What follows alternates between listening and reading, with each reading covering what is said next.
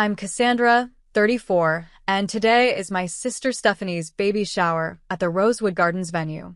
Our relationship has always been strained, but I never expected what happened next. As guests gathered around, Stephanie made a cruel joke about my unmarried status that left the room awkwardly silent. Just when I thought I couldn't feel more humiliated, the door opened and a handsome man walked in with a little girl holding his hand. Little did I know how this stranger would transform everything. Before I tell you how this man changed my life, let me know where you're watching from and hit that like and subscribe button if you've ever been judged for your life choices. The morning of Stephanie's baby shower, I stood in front of my closet longer than necessary, scrutinizing every outfit option. As an interior designer in Chicago, I typically dressed with confidence, but family gatherings always made me second-guess myself.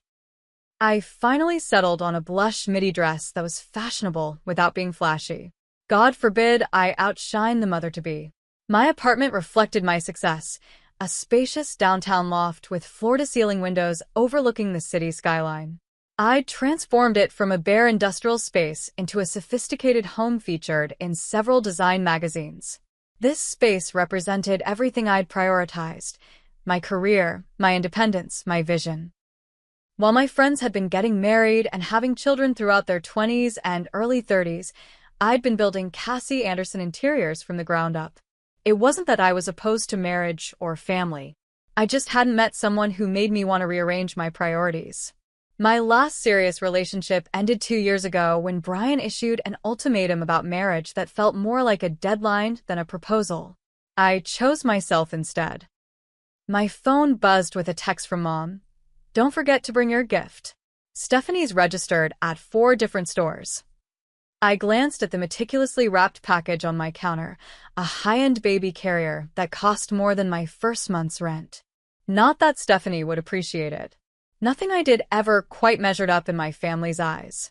Stephanie was 2 years younger than me but had somehow positioned herself as the family golden child. She became a pediatrician, married a surgeon named David, bought a house in the suburbs with a white picket fence, and now, right on schedule, was having a baby.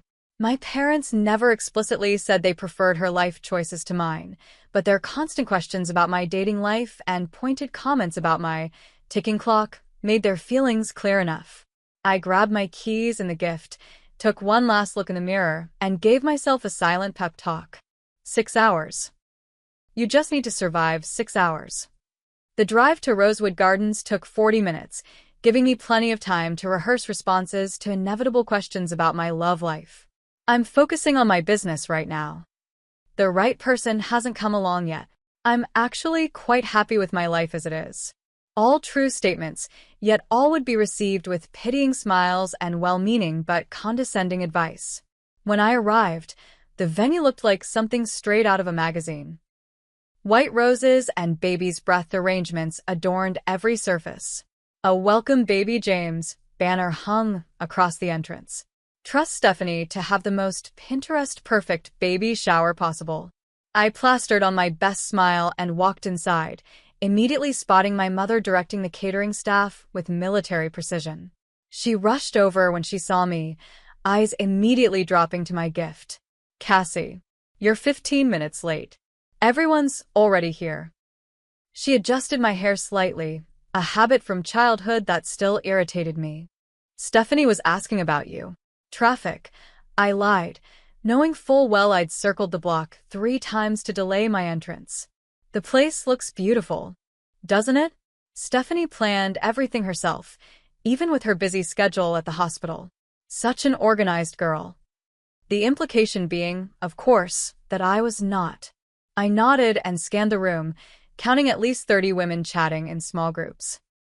I recognized aunts, cousins, Stephanie's friends from medical school, and a few neighbors from our childhood street. Everyone important in Stephanie's life was here to celebrate her. Aunt Margaret spotted me and waved enthusiastically. I braced myself as she hurried over, knowing exactly what was coming. "Cassandra, darling, it's been too long." She embraced me in a cloud of expensive perfume. "You look wonderful. Any special man in your life yet?" And so it began. "Not at the moment, Aunt Margaret. My business is keeping me pretty busy. I shifted the conversation. How's Uncle Phil's retirement going? She launched into a detailed account of their recent cruise, giving me a moment to breathe. Across the room, I caught Stephanie's eye. My sister looked radiant in a pale blue maternity dress that highlighted her 7-month baby bump. She gave me a small wave, but made no move to come greet me. I'd have to go to her, as always. I worked my way through the crowd, accepting hugs and deflecting personal questions as efficiently as possible. By the time I reached Stephanie, I'd already explained my single status to 5 different relatives and 2 of her friends. You made it, Stephanie said, accepting my obligatory hug. I was beginning to think you weren't coming. And miss my only sister's baby shower? Never. I handed her the gift. This is for baby James.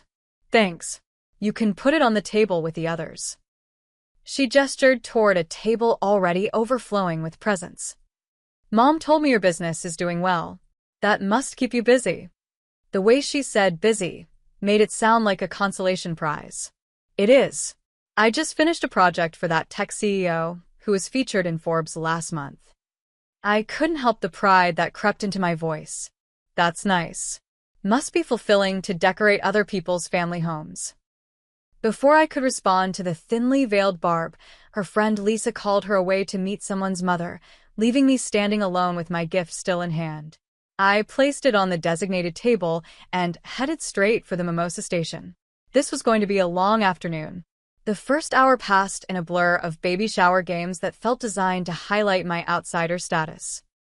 Guess the baby food flavor, and don't say baby, were innocent enough, but share your favorite motherhood memory left me silent while others cooed over first steps and cute mispronunciations. I busied myself helping Mom distribute finger sandwiches and refill punch cups, playing the role of helpful daughter while avoiding conversation. My cousin Rebecca cornered me by the dessert table. So, no +1 today? I thought after Brian you might have found someone new by now. I smiled tightly. I'm taking a break from dating. Focusing on myself. That's brave. Her tone suggested it was anything but. You know, my friend Justin is divorced, but really nice. I could give him your number? I appreciate the thought, but I'm good, I said, reaching for a strawberry to avoid further discussion. Well, don't wait too long, she whispered conspiratorially. The good ones get snapped up fast after 30.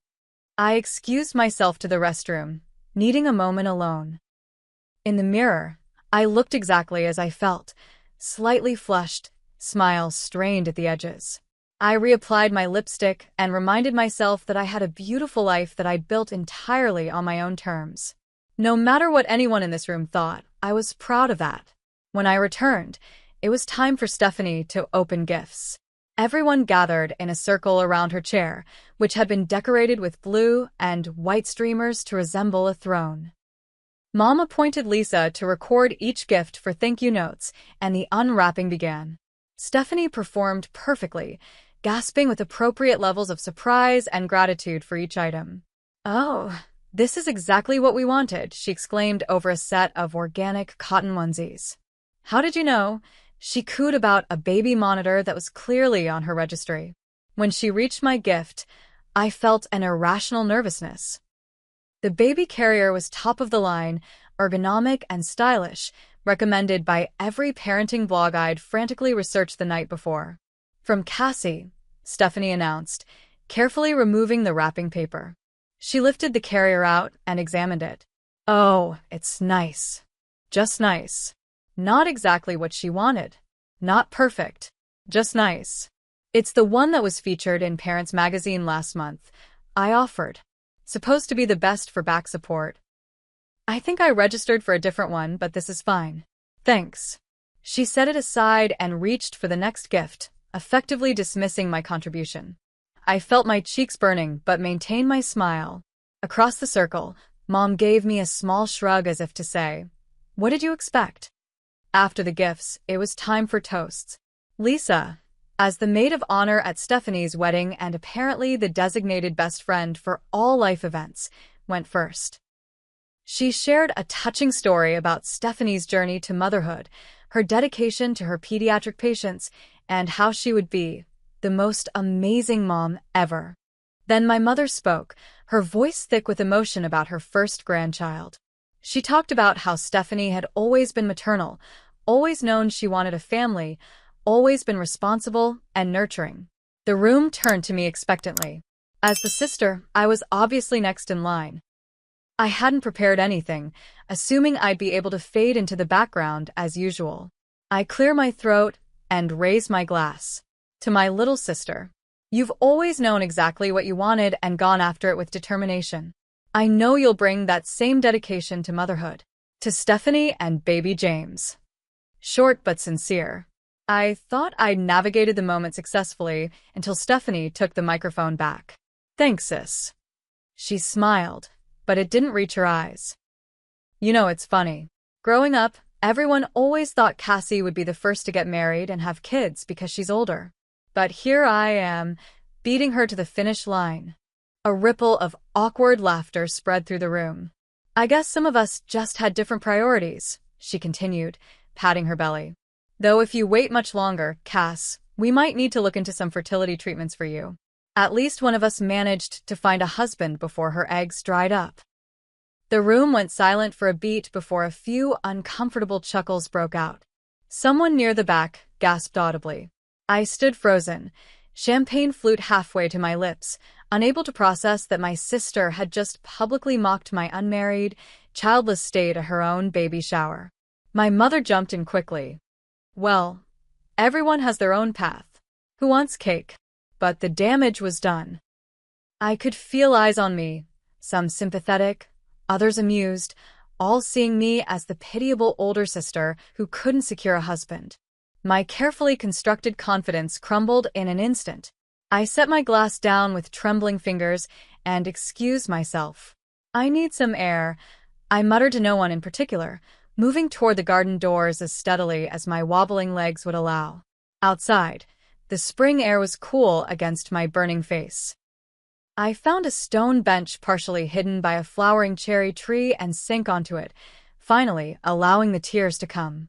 They weren't sad tears, they were angry, frustrated tears that had been building for years of snide comments and backhanded compliments. How dare she? How dare Stephanie use her moment of celebration to publicly humiliate me? And how dare our family laugh along, as if my life choices were somehow a punchline? I wiped furiously at my cheeks, smearing expensive mascara across my face. In that moment, I hated my sister. I hated that she could still make me feel small despite all I'd accomplished. I hated that part of me still craved her approval and our parents' approval, even knowing it would never come. The garden was mercifully empty, everyone inside focused on the cake-cutting ceremony I was now missing. Good. Let Stephanie have her perfect moment without the spinster sister lurking in the background. I found a tissue in my purse and dabbed at my eyes, trying to salvage what remained of my makeup. A glance at my compact mirror showed raccoon eyes and blotchy cheeks. So much for maintaining dignity. "Are you okay?" The small voice startled me. I looked up to find a little girl with copper-colored curls and serious brown eyes watching me curiously. She couldn't have been more than 7 years old, wearing a yellow dress with a cardigan that had butterflies embroidered on the pockets. "I'm fine, sweetie," I said automatically, closing my compact. "Just needed some fresh air." "You don't look fine. You look sad." She tilted her head. "My dad says it's okay to be sad sometimes, but it helps to talk about it." Before I could respond, a deeper voice called out, "Emma, where did you go?" A moment later, a man appeared around the corner of the garden path. He was tall, with dark hair slightly rumpled, as if he ran his hands through it often. When he spotted the little girl, relief washed over his features. "Emma, you can't wander off like that," he said, hurrying over. "I didn't wander. I was exploring," she corrected seriously. "And I found a lady who's sad." The man's eyes shifted to me, and I became acutely aware of my tear-stained face and smudged makeup. Embarrassment flooded through me. "I'm so sorry if my daughter bothered you," he said, his voice warm with genuine concern. "Emma has a habit of making friends wherever she goes." "She wasn't bothering me," I assured him, attempting a smile. "Just caught me in a moment." He studied me for a second, then reached into his pocket and pulled out a clean handkerchief. Who still carried handkerchiefs? Here. It might help. I accepted it gratefully. Thank you. I must look a mess. You look like someone who needed a minute away from the party, he said diplomatically. We're late arrivals ourselves. I'm Nathan Wilson, and this is my daughter, Emma. Cassandra Anderson, I replied, using the handkerchief to wipe away the worst of the mascara streaks. Cassie. You're Stephanie's sister, he said, recognition dawning. She's mentioned you. My stomach tightened. All good things, I'm sure, I said, unable to keep the sarcasm from my voice. Nathan's mouth quirked up at one corner. Actually, she mainly mentioned you're an interior designer. I just moved to the area and bought a house that desperately needs help. Daddy says it has good bones but bad skin. Emma piped up. That surprised a genuine laugh out of me. That's actually a pretty accurate way to describe a lot of homes. Why were you crying? Emma asked, her directness refreshing after an afternoon of veiled comments. Emma, Nathan admonished gently. That's a bit personal. It's okay, I said, finding that I didn't mind her question. Sometimes grown-ups say things that hurt each other's feelings. Even sisters. Emma nodded solemnly. Like when Lily at school said my drawings were stupid because I made the sun purple. Exactly like that. I agreed. Was your sun purple because that's how you wanted it to be? No, it was purple because the yellow crayon was missing, she said pragmatically, making me laugh again. But I still liked it. Smart girl, I said. Sometimes we have to work with what we have, right? Nathan was watching our exchange with an expression I couldn't quite read. We should probably head inside and offer our congratulations, he said. I work with Stephanie at Chicago Children's Hospital. I'm the new pediatrician in her practice. That explained his presence at a predominantly female event. Have you been in Chicago long? Just 3 months, he said. We moved from Boston after. He glanced at Emma, who had wandered a few feet away to examine a butterfly on a bush. After we needed a fresh start. Something in his tone told me there was more to that story. Before I could respond, Emma called out, Daddy, look. It's a monarch butterfly. It's beautiful, he called back, then turned to me. Would you like to come inside with us? I could use an ally. I barely know anyone here. Under normal circumstances, I would have made an excuse. I would have said I needed more time alone, or that I was thinking of leaving early. But something about his kind eyes and Emma's sweet directness made me nod. I'd like that, I said, standing up and smoothing my dress. Though I should probably fix my face first. If it helps, I think you look perfectly fine, Nathan said, then immediately looked embarrassed. I mean, you can't even tell you were. That is. It's okay, I said, smiling at his discomfort. I know what you meant. Emma skipped back to us. Are you coming to have cake with us? Daddy said there's going to be cake. There is definitely cake, I confirmed. And yes, I'll join you. Emma beamed and impulsively took my hand. Good. You can sit with us. Daddy doesn't know how to talk at parties. He gets awkward. Nathan groaned. And that's quite enough revelations about me for one day. Thank you, Emma. I laughed, feeling lighter than I had all day. If it makes you feel better, I'm not much of a party person either. Why not? Emma asked. Parties have cake. They do have cake, I agreed. That's probably the best part. As we walked back toward the venue, Emma between us still holding my hand, Nathan said quietly, whatever happened in there, just remember that people who try to make others feel small are usually trying to feel bigger themselves. I glanced at him, surprised by the insight. That's actually pretty wise. I have my moments, he said with a self-deprecating smile. Few and far between, but they happen. For the first time that day, I felt like I could breathe properly. I'd walked into the garden humiliated and alone. Somehow I was walking back in with allies. We re-entered the venue through the garden doors, stepping from the peaceful quiet into a cacophony of baby shower chatter and laughter. Stephanie was in the center of the room, one hand resting on her baby bump while the other gestured animatedly as she told some story that had her audience captivated. Her eyes flickered to us as we entered, widening slightly when she noticed me walking with Nathan and Emma. I watched her expression shift from surprise to calculation in an instant. "Nathan," she called, waving him over. "You made it. And you found my sister, I see." "We met in the garden," Nathan explained as we approached. Emma was making friends as usual. Emma, still holding my hand, nodded proudly. Cassie was sad, but we fixed it. Stephanie's smile tightened at the corners. "Oh," Was she? "Just getting some fresh air," I said smoothly, refusing to give her the satisfaction. "It's a bit warm in here." "Well, you're just in time for cake," Stephanie said, her attention shifting entirely to Nathan. "We've been saving it until everyone arrived." "Sorry we're late," Nathan said. "Hospital emergency. You know how it is."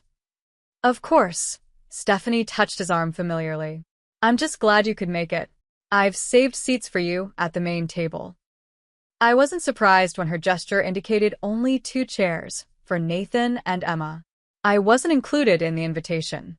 "Actually," Nathan said, glancing at me, "I promised Cassie she could sit with us.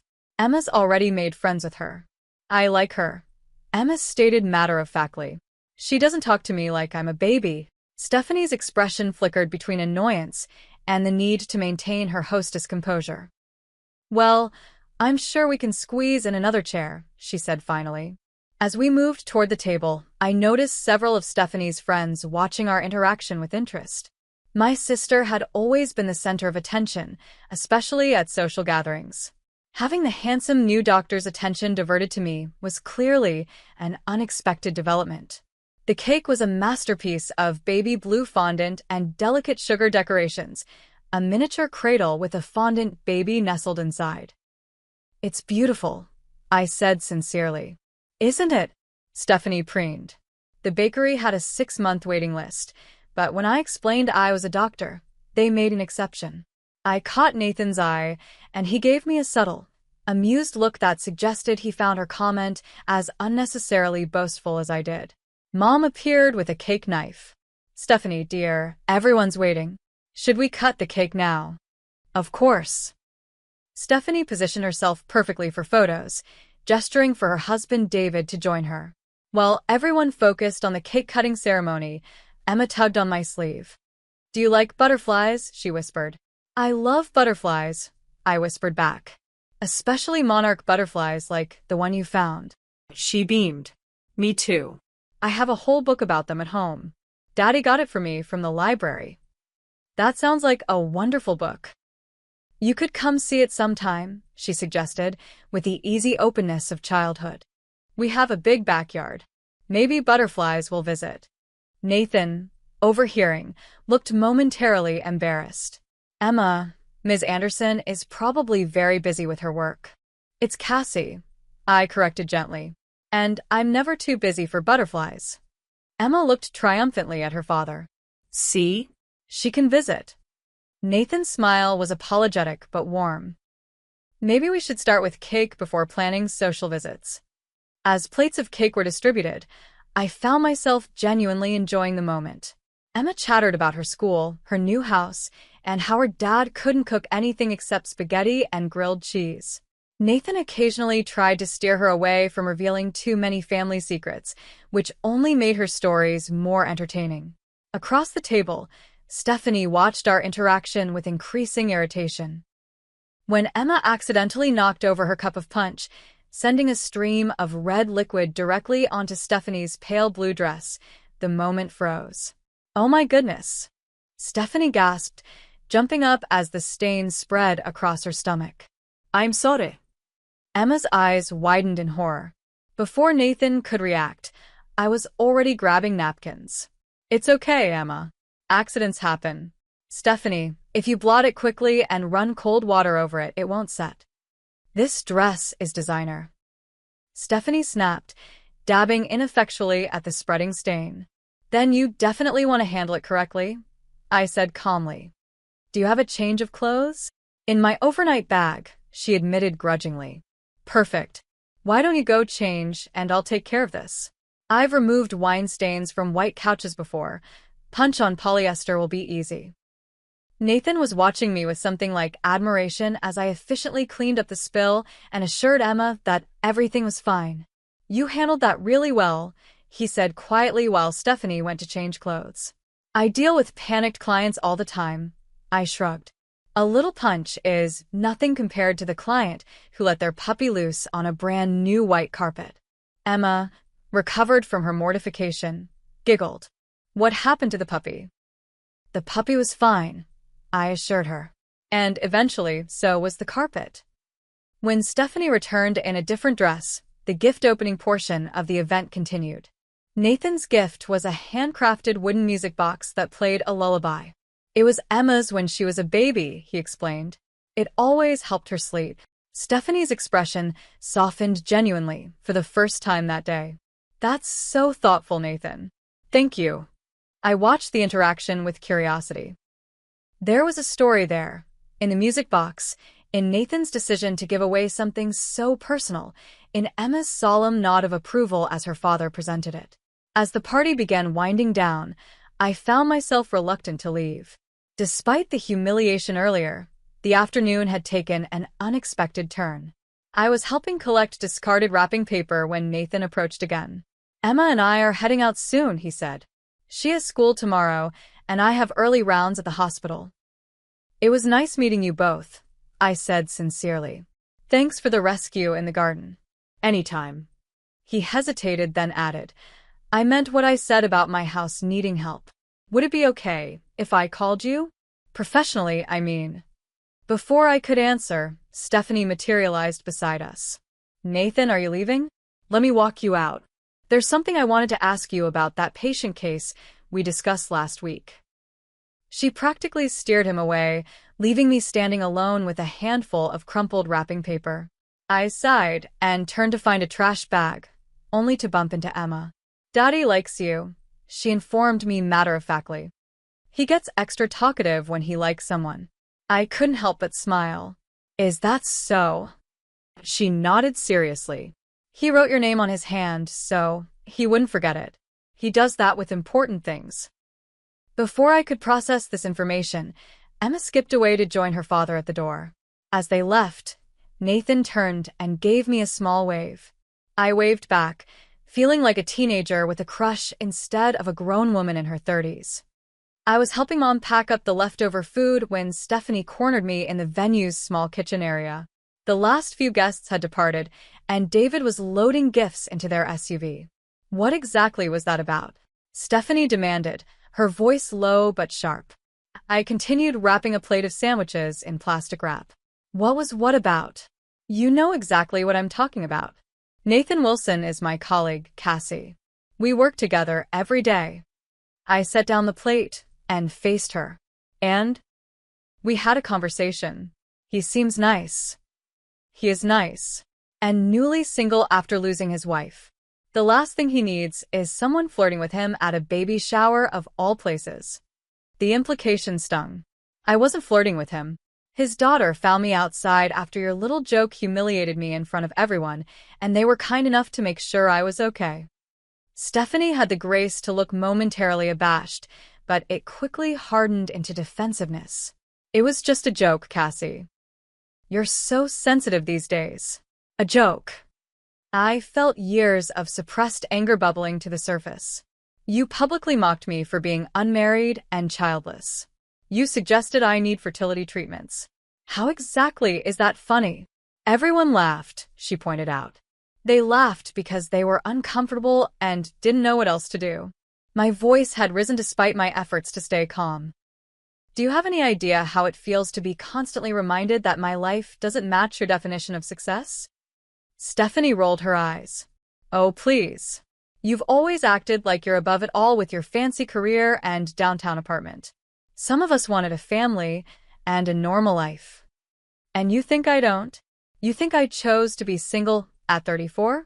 That I don't want what you have? Well, you certainly never acted like it. Always too busy with your career to date seriously. Too picky about men. Too independent. Too independent. I repeated incredulously. Is that a bad thing now? Should I have settled for someone who wasn't right for me just to check marriage off some list? You didn't even try. Stephanie's voice rose to match mine. You broke up with Brian when he wanted to get serious.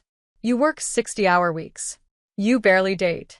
It's like you're afraid of having what mom and dad have.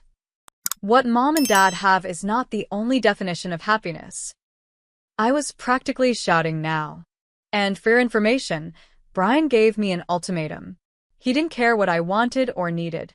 He just wanted a wife who would put his career first and have his babies on his timeline. At least he wanted to marry you. Do you know how many women would be grateful for that? I don't want someone to at least want to marry me.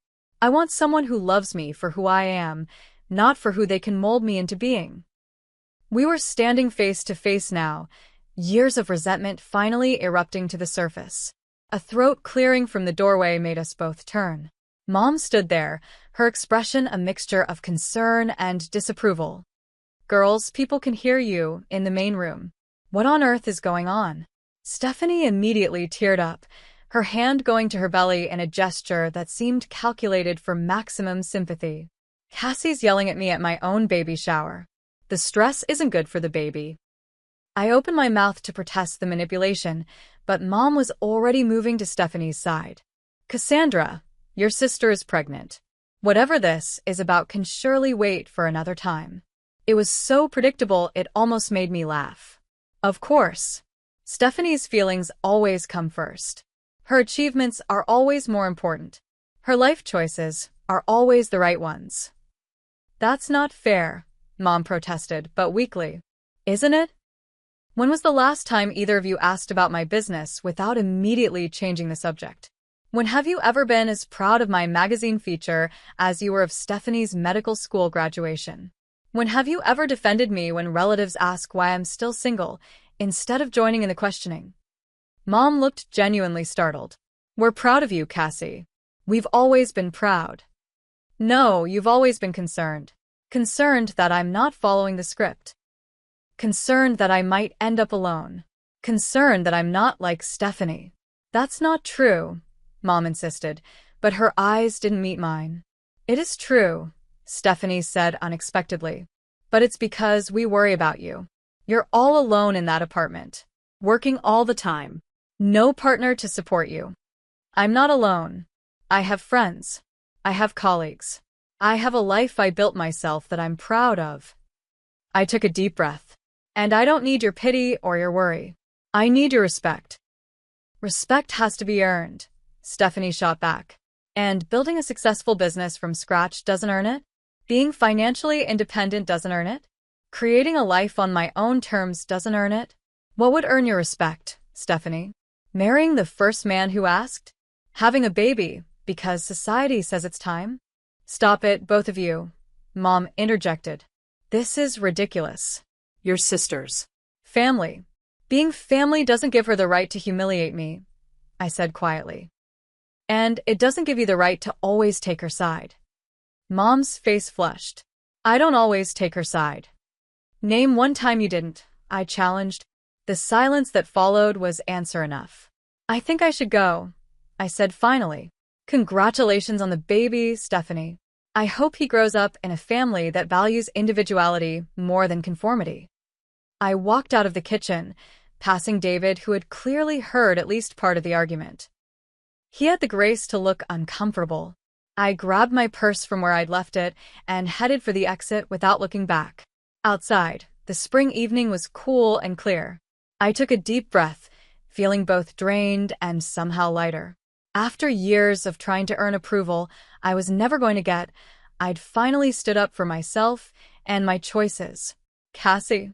I turned to find Nathan standing by his car. Emma buckled into the back seat. I thought you left, I said, surprised. Emma forgot her sweater, he explained, holding up the butterfly cardigan. Is everything okay? You look upset. Just family drama, I said, attempting a smile. Nothing new. He studied me for a moment. We were going to stop for ice cream on the way home. Emma's reward for being good at the party. Would you like to join us? Ice cream fixes most things, according to Emma's life philosophy. The kindness in his offer nearly undid me. I'd like that, I admitted. But I drove here, so I'd have to follow you. Perfect, he said, pulling out his phone. Give me your number and I'll text you the address. As I dictated my number, I noticed he already had a pen mark on his palm, just as Emma had said. The thought made me smile despite everything. The ice cream shop was a small, family-owned place called Scoops. Emma led us to the best table by the window, authoritatively informing me that the strawberry was good, but the chocolate was better. Nathan watched her with fond amusement. She's not wrong about the chocolate, he confided as we waited for our order. Though I'm partial to the mint chip myself.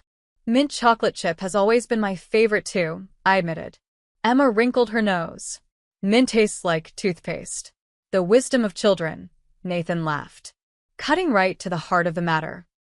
Our ice cream arrived, chocolate for Emma, mint chip for both Nathan and me, and for a few minutes, we enjoyed it in companionable silence. So, Nathan finally said, without prying too much, do you want to talk about what happened back there? You seemed pretty upset when you came out. I hesitated, stirring my ice cream thoughtfully. Family is complicated. My sister and we've never really understood each other. Sisters can be like that, he nodded.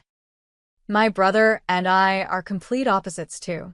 It's not just that we're different, I tried to explain. It's that my family sees her life choices as the right ones and mine as temporary. Like I'm just killing time until I get with the program and get married and have kids. And that's not what you want, he asked carefully. It's not that I don't want those things. I just want them on my terms, with the right person when it makes sense for my life. Not because it's what's expected. I can understand that, he said. Life rarely follows the plan anyway. Something in his tone made me look up. Is that what happened with you and Emma? His eyes shifted to his daughter, who was happily creating an ice cream mustache. In a way, Caroline, my wife, and I had a whole life mapped out. Career milestones, 2 kids, house in the suburbs. Then she was diagnosed with ovarian cancer when Emma was 4. 18 months later, she was gone. Nathan, I'm so sorry, I said softly. He gave me a sad smile. The point is, you can do everything right and life still throws you curveballs. So you might as well live authentically in the meantime. Emma looked up. Are you talking about Mommy again? Just a little bit, sweetie, Nathan said gently. Emma nodded solemnly. Daddy says it's okay to be sad sometimes, but we have to remember the happy things too. She turned to me. Do you want to see my drawing? I made it while you were talking. She pushed a napkin across the table. On it, she'd drawn 3 stick figures, a tall one with spiky hair labeled Daddy, a small one with curly hair labeled me, and a medium one with long hair labeled Cassie. That's a beautiful drawing, Emma, I said, genuinely touched. Thank you for including me. You're welcome. You can keep it if you want. I carefully folded the napkin and tucked it into my purse. I'll treasure it. A week later, Nathan called about his house. What started as a professional consultation turned into dinner after Emma went to bed. We talked until midnight, discovering shared tastes in music, books, and terrible old movies. He was easy to talk to, thoughtful, funny, and refreshingly direct. Our relationship developed naturally over the following months. I helped him transform his house from a sterile, just moved-in space to a warm home that reflected both his and Emma's personalities. He listened to my stories about difficult clients and family tensions without judgment. Emma and I planted a butterfly garden in their backyard, complete with milkweed for monarchs. 3 months after the baby shower, Stephanie gave birth to a healthy baby boy. I sent flowers and a gift, but didn't visit the hospital. A week later, Nathan encouraged me to reach out. Family is complicated, he reminded me of my own words. But there's still family. I went to her house alone, armed with another gift and lowered expectations. Stephanie answered the door looking exhausted but happy, baby James cradled against her shoulder.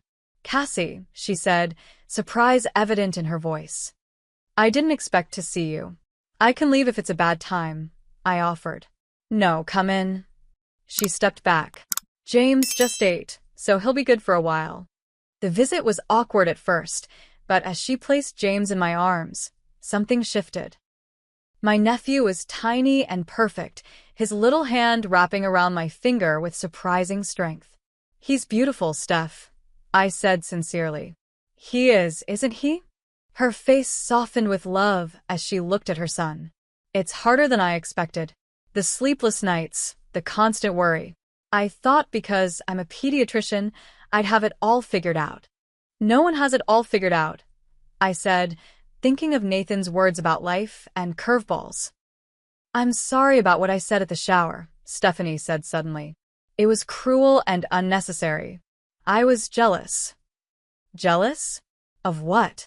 "Your freedom, your success, the fact that you've built something that's entirely yours." She sighed.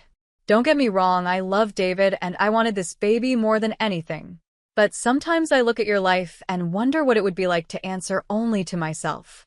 It was perhaps the most honest conversation we'd ever had. We didn't resolve everything that day, but it was a start. The first time I brought Nathan to a family dinner, my parents were visibly surprised. They had met him briefly at the hospital after James was born, but hadn't connected him to me. Emma charmed them immediately with stories about our butterfly garden.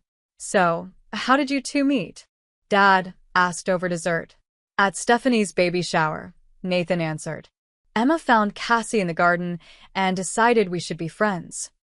"Best decision I ever made," Emma declared proudly. Mom watched us throughout dinner, her expression thoughtful. As Nathan and Dad discussed baseball, she pulled me aside in the kitchen. "He seems nice," she said cautiously. "He is nice," I confirmed. "And kind, and intelligent, and a wonderful father." "And you're happy?" I thought about the question seriously. "I am. But not because I finally found someone, Mom. I was happy before. This is just different happiness." She nodded slowly. "I think I understand that now. I'm sorry if we ever made you feel like your choices weren't valid, Cassie. We just wanted you to have what made us happy." "I know," I said, surprising myself by believing it. "But I needed to find my own version of happiness." As fall turned to winter, Nathan and I grew closer. Emma asked if I could help decorate their Christmas tree, then if I would join them for Christmas morning. By spring, I was spending more nights at their house than at my apartment. One evening, as we planted new flowers in the butterfly garden that had become our project, Nathan asked casually, "Have you ever thought about moving in here? Officially, I mean." I sat back on my heels, soil staining my gardening gloves. "Are you asking me to move in with you?" "I'm asking if you've thought about it," he clarified with a smile. "Emma and I have. Quite a lot, actually." "And what does Emma think about the idea? Why don't you ask her yourself?" I turned to find Emma standing behind me, holding a small velvet box with a solemn expression. "Emma, what's that?" I asked, my heart suddenly racing. "Daddy said I could hold it for him," she explained. "Because I found you first." Nathan took the box from her and knelt beside me in the garden. "This isn't how I planned to do this." I had a whole speech prepared about timing and second chances, and how you turned our house into a home before you even moved in. But the truth is simpler than that. He opened the box to reveal a vintage-style emerald ring. "I love you, Cassie. Emma loves you. We'd like you to be part of our family, officially. Will you marry me?" I looked from Nathan to Emma, who was watching with hopeful eyes, and thought about how far I'd come from that humiliating moment at the baby shower. In the end, I had found love not by compromising who I was or rushing to meet some arbitrary timeline, but by being authentically myself until I found someone who valued that. "Yes," I said, tears of joy spilling over. "Yes to both of you." Emma threw her arms around me. "I knew you'd say yes. Can I be the flower girl? Can we get a puppy now?" Nathan laughed. "One life-changing decision at a time, Em." As he slipped the ring onto my finger, I realized that the family I was building wasn't the one I had imagined as a young girl. It was better, richer, more authentic, because it had come together in its own perfect timing. 1 year after Stephanie's baby shower, I stood in her backyard watching Emma chase James, now a toddling 1-year-old, across the grass. Nathan was deep in conversation with David by the grill, both men laughing about something. My parents sat nearby, Mom bouncing baby Rose, Stephanie's surprise second pregnancy, on her knee. Who would have thought we'd end up here? Stephanie said, joining me with 2 glasses of lemonade. I accepted one gratefully. Certainly not me. Not after that shower. God, I was awful to you that day. She shook her head. Pregnancy hormones are no excuse for being a terrible sister. Water under the bridge, I assured her. Over the past year, we'd gradually rebuilt our relationship on more honest terms. It wasn't perfect, but it was real in a way it had never been before. So, she gestured to my simple engagement ring. Have you set a date yet? September, I said. Small ceremony, just family and close friends. Emma wants to release butterflies instead of throwing rice. Of course she does. Stephanie smiled fondly at her niece-to-be. She's quite something, that kid. She is, I agreed, watching as Emma carefully helped James navigate a small step. She's the one who found me crying in the garden that day, you know. If she hadn't wandered off from Nathan. So my horrible comment actually led to you meeting the love of your life? Stephanie raised an eyebrow. You're not going to thank me, are you? I laughed. Let's not go that far. But I've made peace with it. Everything happens in its own time, right?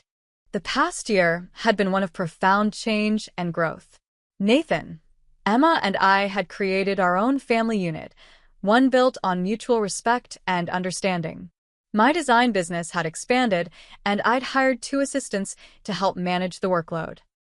I still worked hard, but I'd found a balance that allowed me to be present for school plays and family dinners. Mom approached, carrying Rose. This little one needs her Auntie Cassie, she declared, transferring the baby to my arms. She's been fussy all morning, but I bet you can charm her. I cradled Rose against my chest, breathing in her baby scent. Once, being handed a baby would have made me uncomfortable, aware of all the expectations and judgments behind the gesture. Now, I simply enjoyed the moment for what it was. You're a natural, Mom observed. I've had practice with James, I pointed out. And Emma's been giving me lessons in proper doll-holding technique. Very serious business, doll-holding, Mom agreed solemnly. After a pause, she added, I'm sorry we pressured you so much about marriage and children. Watching you with Nathan and Emma, I can see now that timing is different for everyone. Thank you for saying that, I said, genuinely touched. It means a lot. Your father and I were talking about it last night, actually. About how much happier you seem now, not because you're getting married, but because you found your way on your own terms. Rose gurgled and grabbed my necklace, effectively ending the moment, but leaving me with a warm feeling of validation I'd sought for so long. Later, as Nathan and I drove home with a sleepy Emma in the back seat, I reflected on the journey of the past year. Penny for your thoughts? Nathan asked, reaching for my hand across the console. I was just thinking about how different everything is now compared to a year ago, I said. How much has changed? Having regrets? He asked lightly, but I could hear the genuine question beneath. Not a single one, I assured him, squeezing his hand. I was thinking about what I've learned. That family isn't always what or who you expect it to be. That happiness doesn't follow a prescribed timeline. That sometimes the most painful moments lead to the most beautiful destinations. That's pretty profound for a Sunday evening, he teased gently. I have my moments, I echoed his words from our first meeting. Few and far between, but they happen. In the rearview mirror, I could see Emma, her head nodding as she fought sleep. This unexpected family of mine, a widower still healing, a little girl with copper curls and a butterfly obsession, and me, finally comfortable in my own skin, wasn't what I'd imagined for myself. It was better because it was real and earned and chosen. The family I found hadn't come in the order society expected. There had been pain and loss and growth before we found each other. But waiting for the right connection rather than forcing the wrong one had given me something more authentic than I could have imagined. As we pulled into our driveway, our home, filled with touches of all 3 of us, I felt a profound sense of peace. The path matters as much as the destination. My path had been winding and sometimes difficult, but it had led me exactly where I needed to be, exactly when I needed to be there. Have you ever experienced a moment when someone's criticism or judgment unexpectedly led you to something beautiful? Or found that your life took a different path than expected, but turned out better for it? I'd love to hear your stories in the comments below. And if this journey resonated with you, please like, subscribe, and share it with someone who might need to hear that their timeline is valid too. Thank you for being part of my story today, and remember, the right people will love you exactly as you are, right where you are.